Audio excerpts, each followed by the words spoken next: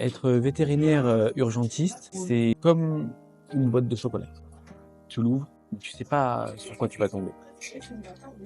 Donc tu te lèves, prépares psychologiquement à affronter la journée, mais tu sais pas du tout sur quel type de maladie, accident, catastrophe, propriétaire tu vas tomber.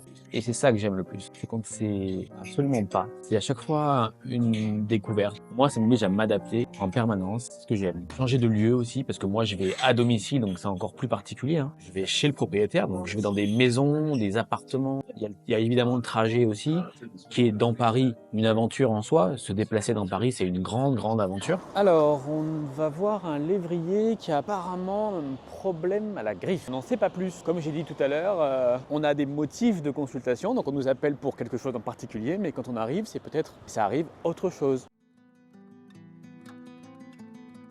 Voilà ce qu'il se passe quand on ne coupe pas assez les griffes de son animal. Pour le coup, ce petit galgo a eu 2 griffes arrachées au niveau de son antérieur. Tout simplement, le réflexe à avoir, c'est de couper surtout si l'animal est âgé, puisqu'il va moins les user naturellement, ou qu'il est sédentaire ou obèse par exemple. Extrêmement important, au niveau des griffes noires, vérifiez qu'il y a toujours ce petit centre blanc. Si vous commencez à avoir une tache noire, ça veut dire que vous vous approchez de la pulpe et vous risquez de faire saigner. Donc coupez vraiment petit à petit, comme on a fait ici. Un mot sur ces lévriers espagnols, les galgos, qui sont victimes de sévices en Espagne. Ils sont utilisés pour la chasse aux lièvres là-bas. Ils sont abandonnés, pendus ou mutilés en fin de saison. Donc c'est absolument catastrophique. Heureusement que des associations ou la Fondation Brigitte Bardot les recueillent en France. Près de 50 000 galgos par an sont abandonnés. Donc voilà, donc un grand merci à toutes ces personnes qui s'en occupent et qui les recueillent. Je ne fais pas que manger. Quand j'ai un peu mal au dos là. Je m'étire en fait, je m'étire.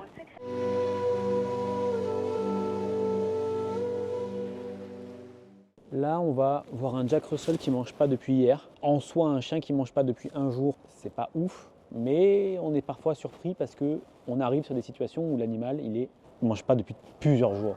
Donc les gens ont tendance à soit surestimer, soit sous-estimer les motifs d'urgence. Et nous, la difficulté, c'est quand on reçoit un appel, c'est de se dire, ok, peut-être que le motif semble pas si grave, mais ça n'empêche qu'on va quand même y aller parce qu'on a peur que malheureusement les gens sous-estiment le problème et l'animal est parfois plus mal que ce que les gens disent. Et c'est pour cette raison-là qu'on y va. La propriétaire étant malentendante, je n'ai évidemment pas pu filmer, par respect pour elle. Et c'est une des choses que j'aime beaucoup dans ce métier, c'est pouvoir aider des personnes qui sont parfois dans des incapacités de se déplacer, qui ne peuvent pas amener leur animal dans une clinique. Ça peut être des personnes qui sont âgées, qui sont alitées, qui sont malentendantes ou encore aveugles. Bref, c'est l'aspect social que j'aime beaucoup dans ce travail. Ce petit Jack Russell avait une diarrhée, ce qui peut paraître anodin, mais ça n'empêche que quand un animal ne mange pas et qu'en plus il a de la diarrhée, il peut très vite se déshydrater. Je suis en route vers manger un bout. Je vais manger indien. Ok, bah mettez 2 butter chicken alors. Mettez 2 cheese naan, un riz basmati aux épices et mettez le poulet frit. Ce sera tout. Moi qui fais un gros moment, hein.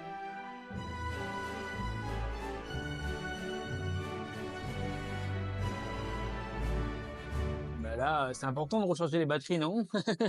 Surtout en mangeant un indien. C'est un border collie qui ne marche pas droit, qui perd l'équilibre, qui part à tête penchée, etc. Il a 13 ans, donc faut aller voir parce que ça peut faire penser là à un syndrome vestibulaire ou peut-être un corps étranger dans l'oreille ou une infection de l'oreille ou ce genre de truc. Bon, alors en fait, ce petit chien n'avait rien de tout ça. Il avait simplement une dorsalégie très importante qui le faisait avoir une démarche particulière. Donc vous voyez que c'est important d'aller vérifier ce qui se passe. Et autre chose qui est aussi extrêmement importante, c'est le ravitaillement. Comme vous allez le voir dans quelques secondes, j'insiste sur le fait de prendre des forces entre chaque consultation. Là, pour le coup, c'était une envie de cookies. Je vous laisse juger par vous-même le degré de ma gourmandise. Tu veux à quoi, toi? Bonjour. Je veux bien pistache. Vous n'avez qu'un à la pistache, c'est celui-là. Est-ce que vous pouvez en trouver un qui est pas très cuit? Ouais, ouais.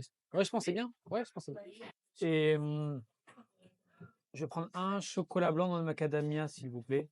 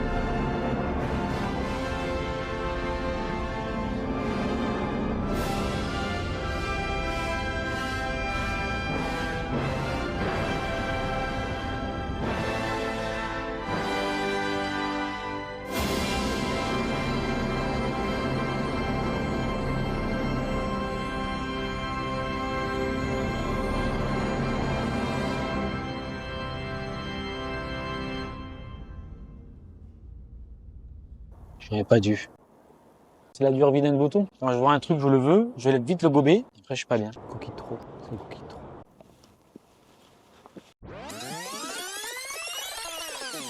Je ne fais pas que manger.